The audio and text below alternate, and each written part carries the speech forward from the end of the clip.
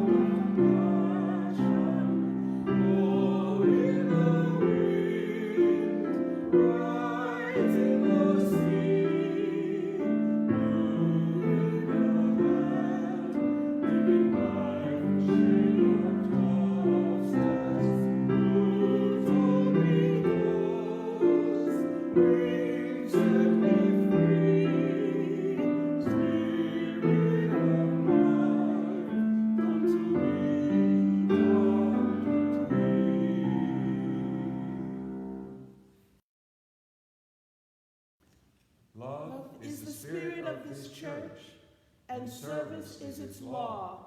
To dwell together in peace, to seek the truth in love, and to help one another. This is our great covenant.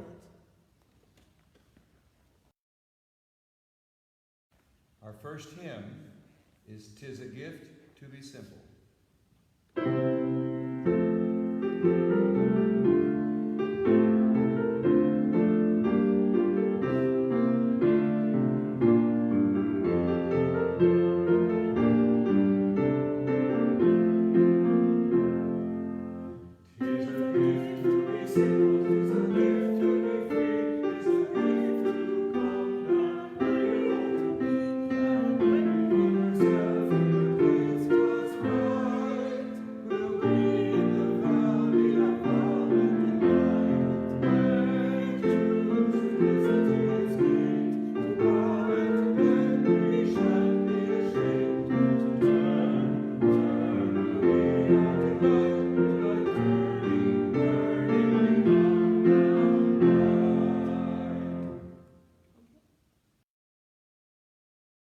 Good morning. I have a story to share with you this morning that is a new version adapted from one written by Douglas Wood called A Quiet Place. Sometimes a person needs a quiet place. A place to rest your ears from all the noise and busyness of things going on around us and outside. We all need a quiet place sometimes. But sometimes a quiet place is hard to find. You have to know just where to look. Because these days, we have to look at home, don't we? And for some of us, quiet at home is really hard to find. And others of us are alone a lot. But not every kind of quiet is the kind we're looking for right now. The kind that bring us peace and comfort. So where do you go to look for your kind of quiet? You could look under the covers of your very own bed. It's comfy and it's cozy and it's warm and the rest of the world feels really far away. Under the covers could be your quiet place. But if it starts to feel a little too stuffy under here, the front yard could be your quiet space. Of course, it's not really quiet here. You hear some birds, and sometimes if you're near the road, a car might go by or people might walk, but it feels quiet. You can be like a little animal in its own space, taking a rest before going on with the day. The front yard could be your quiet space. But if the sun gets a little too warm, you could look for the perfect super secret hide-and-seek hiding spot, which nobody would ever find and interrupt your quiet because you haven't told them you're playing the game. You could be a hermit in your cave and count all the seconds that you're hiding and not being sought. But if it gets to feel a little too cramped, a garden could be your quiet place. Working with things green and growing, getting your hands in the dirt. That makes a good quiet place.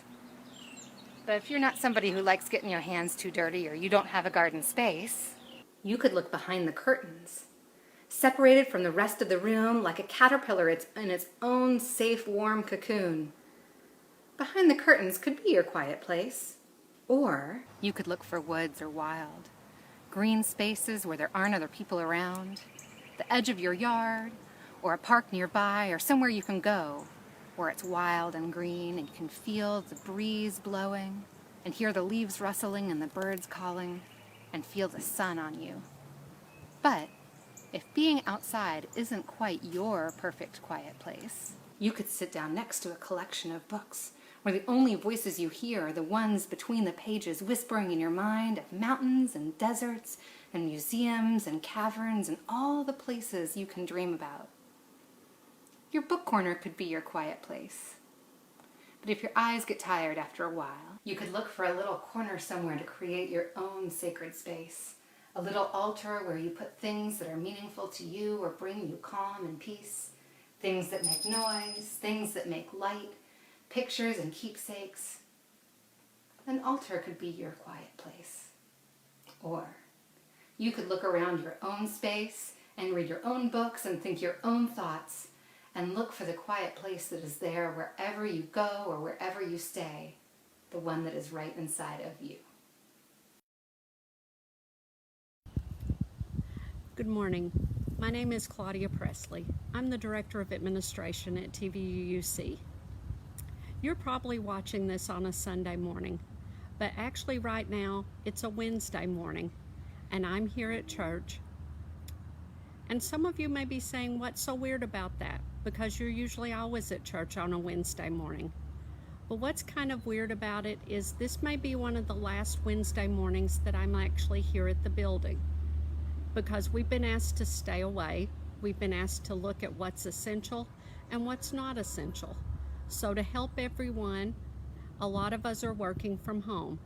That means I will be working on Wednesday mornings, but I won't really be working from here at the church. But you know what? I will still be here on Wednesday mornings, because what I do is I do direct deposit giving that comes here to the church on Wednesday mornings, every Wednesday morning, by the means of electronics. So I don't have to do anything. I set it up one time, it pulls from my checking account, it deposits straight into the checking account for the church. I don't have to think about it. You know what's the really cool piece about that too? Is nobody here at the church has to come in and check the mail. Nobody has to make a deposit. Nobody has to take a deposit to the bank. No bank tellers have to touch that check or anything. So it's a really safe way to do things.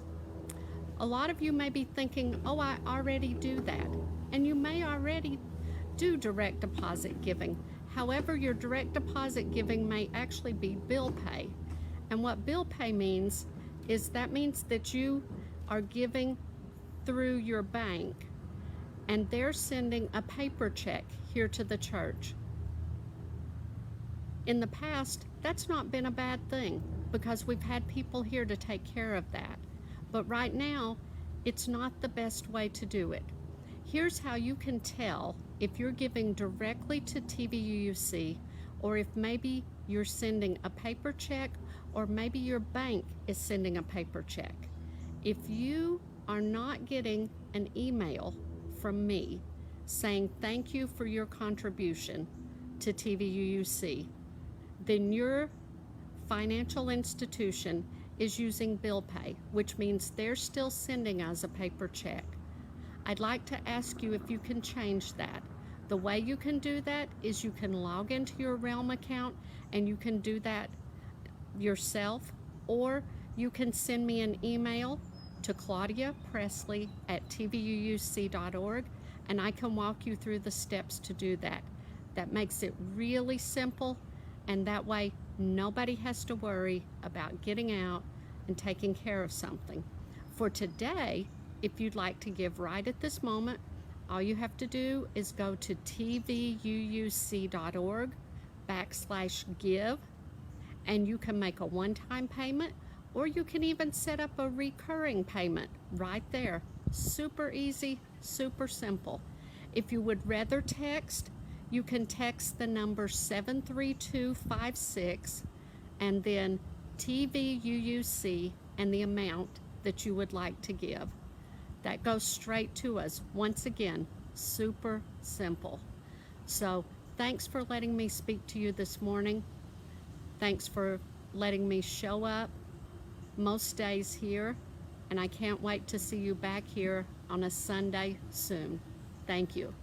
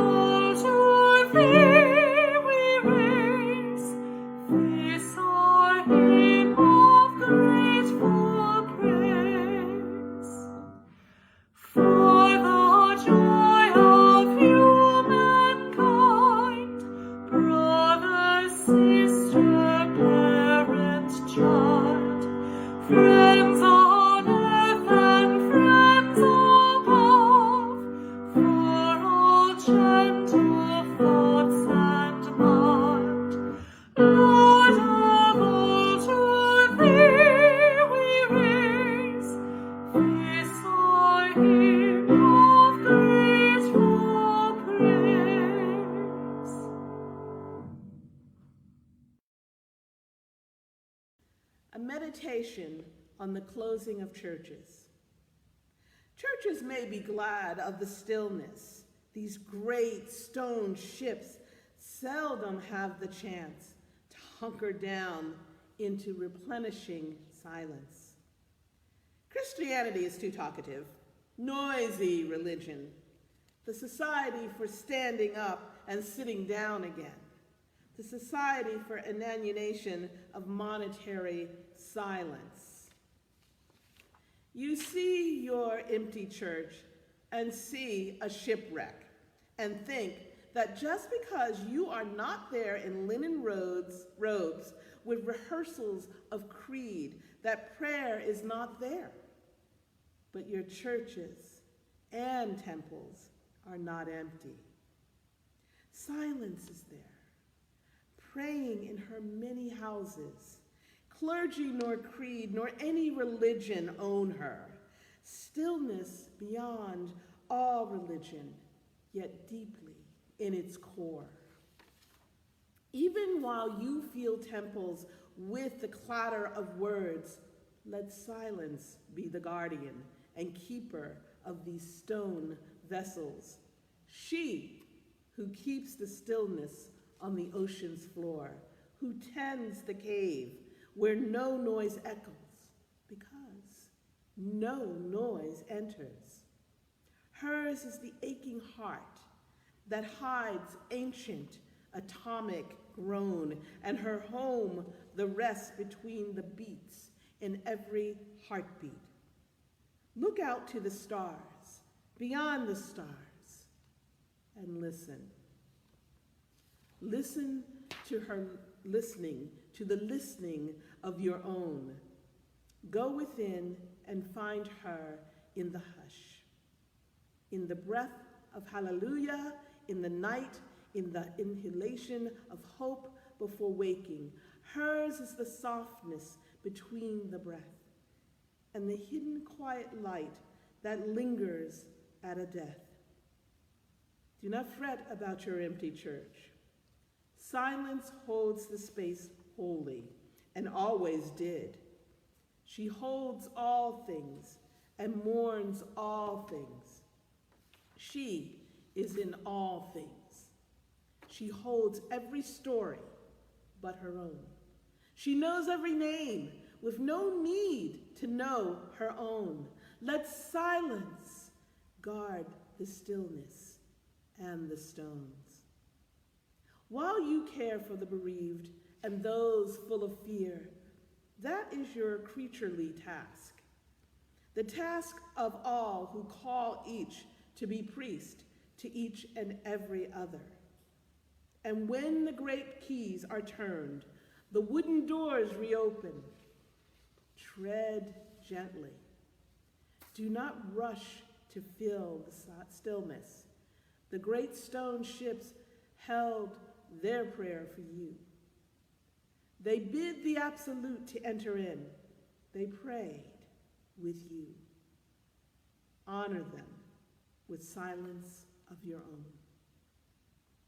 And may all those who are out there in fear, in pain, who are grieving a loss, remember, you are not alone. Our next hymn is Calm Soul of All Things. It's a familiar melody.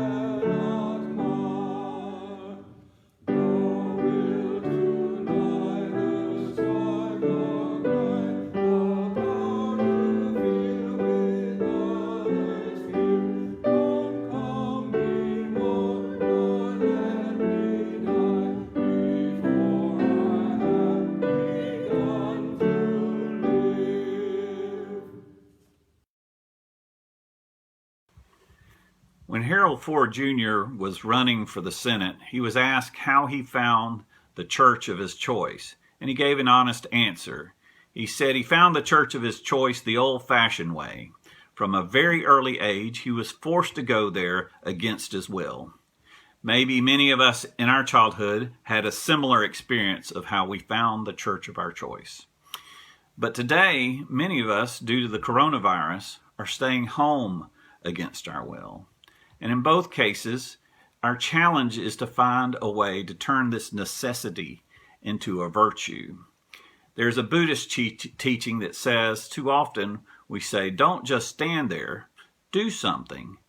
And the challenge of our time is to not just do something, but stand there. Don't just do something, stand there. I saw a post from a nurse who was going in to work in the hospital, and she said, I'm going to work to keep us safe. And I'm asking you to stay at home to keep us safe. Now, at first, one person going to work while others stay home seems like a contradiction. It's sort of like the poet Rumi told the story of two women who were down by the riverside and they were washing clothes. And he said at first their work seemed to contradict each other because one person was taking dry clothes and making them wet, and the other one was taking wet clothes and putting them on the clothesline and making them dry.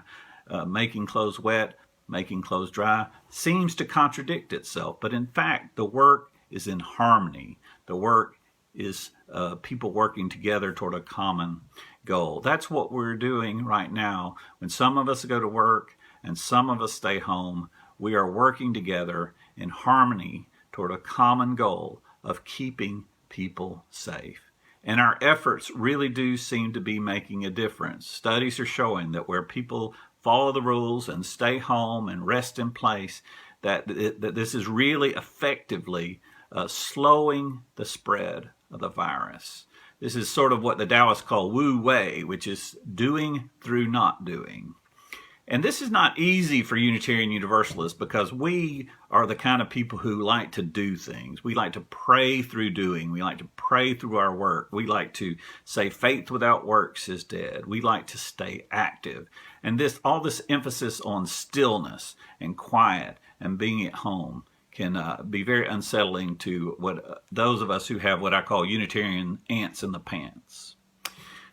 So although I'm a Unitarian Universalist, I studied for the ministry at a Quaker school, and that Quaker school taught me a lot about how to be quiet and how to be still and how to rest in place. And many times I was tempted to walk by the Quaker meeting where there is silent worship. I felt the need to walk by it to write my paper or read my books or do my project. And eventually I came to see that I was missing the point. If I went to a Quaker school and I never sat in silence, if I never sat in quiet, then I was missing the point of a Quaker education. So I learned that doing through not doing, that ability to sit still.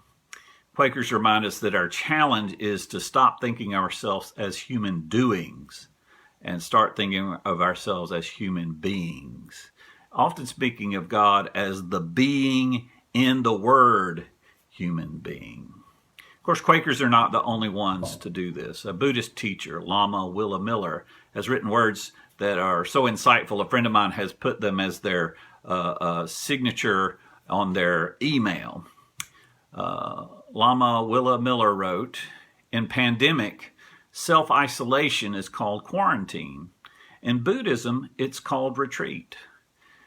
From the cave of our home, like the meditators of ancient times, we can consciously kindle the lamp of compassion and connection within us that touches the wider world. Since we don't have any other choice, why not try it? Since we don't have any other choice, why not try stillness? Why not try quiet? Why not make it a virtue?" There is a project called the Prison Ashram Project, where Buddhist teachers go into a prison and they teach prisoners meditation, pointing out that monks often voluntarily choose to live in a cell, a small, unfurnished cell. And so what monks choose to do, prisoners do against their will, being confined in a prison. And yet some of the same spiritual disciplines can be practiced in that atmosphere. And so the idea is to turn necessity into a virtue, what you can't change into something that's positive. And one of the things they've learned is people who do practice meditation in prison, there's often a reduction in the amount of violence and other negative things that are happening in the prison. So this inward discipline of meditation has outward benefits in the world. Now you may be thinking, I'm not home alone, so I can't find stillness. I've got kids, I've got a list of things to do. And one of the things that the Quakers taught me is that stillness is not exactly the same thing as quiet. We can find stillness even when the baby is crying. We can find stillness even as the dryer is beeping. We can find stillness even when a loud garbage truck goes by. We can find stillness even when there are people squabbling in the living room. We can find stillness like the calm in a storm. We can find stillness that is deep inside of us.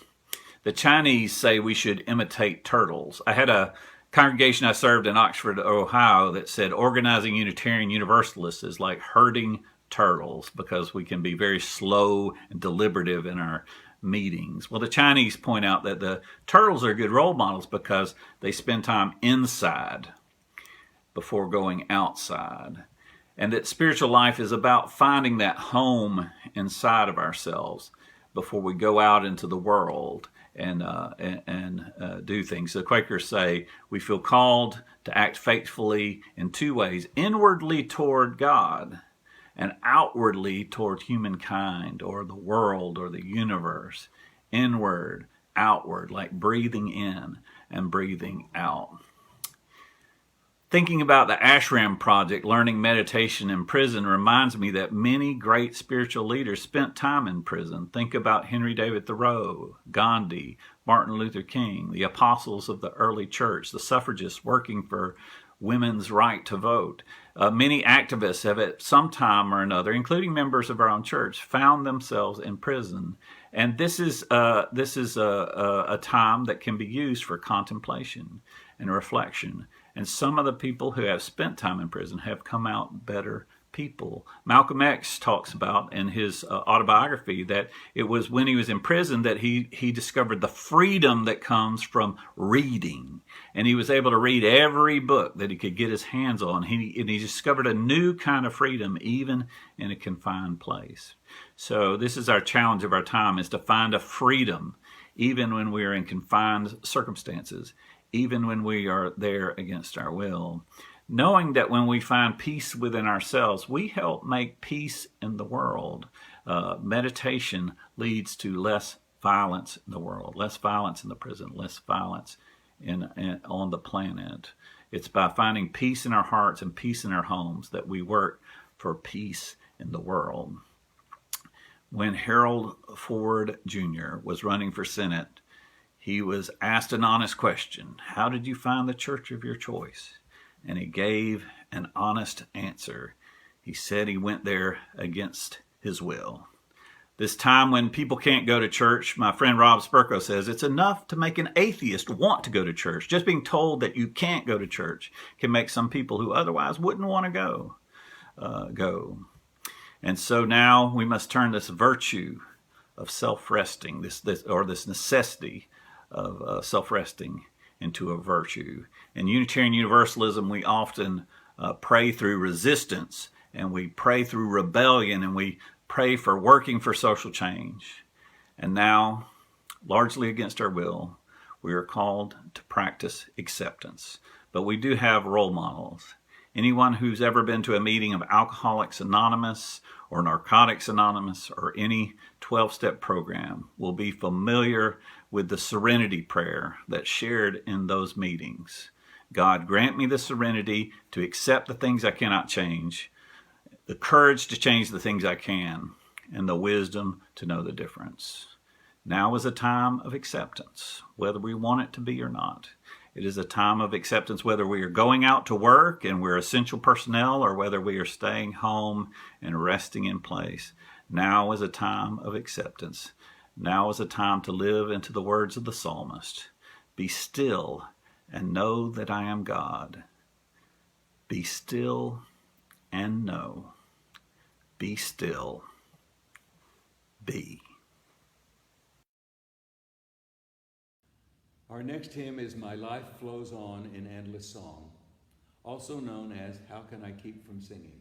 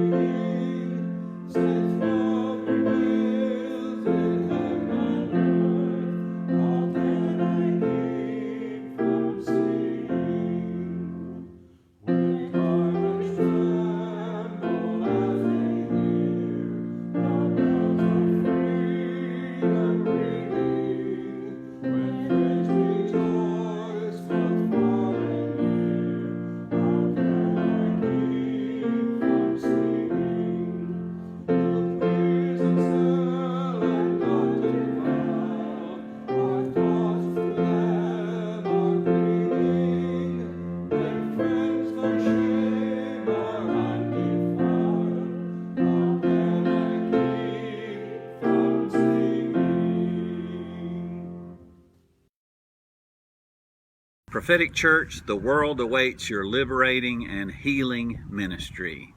Rest in place, stay at home, stay healthy, and know the truth that makes us free.